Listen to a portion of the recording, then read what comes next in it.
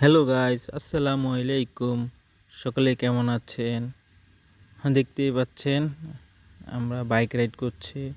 Actually গতকালকে একটি ফ্যামিলির প্রয়োজনে আমি কুমিল্লা গিয়েছিলাম। এখন আজকে আমি বড় ভাইয়ের সাথে কুমিল্লা থেকে আমার গ্রামের বাড়ি যাচ্ছিলাম।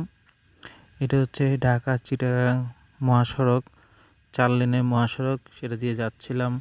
মাশাআল্লাহ, রাস্তার পাশে ফুল গাছগুলো, হলুদ ফুল গাছগুলো দেখে মন জুড়িয়ে গেল। তার জন্য আর লোভ সামলাতে পারলাম না। তার জন্য একটা ছোট ভিডিও করলাম সকলকে শেয়ার করার জন্য। আসলে প্রাকৃতিক সৌন্দর্য কতটুকু সবাইকে উপভোগ করার সুযোগ করে দিই, ওই জন্য এই ভিডিওটা করা। মাশাআল্লাহ, দেখতেই পাচ্ছেন আমরা বাইকে করে যাচ্ছিলাম, এক পাশ দিয়ে যাচ্ছিলাম।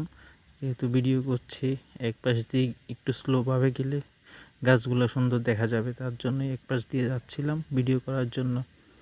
মাশাআল্লাহ,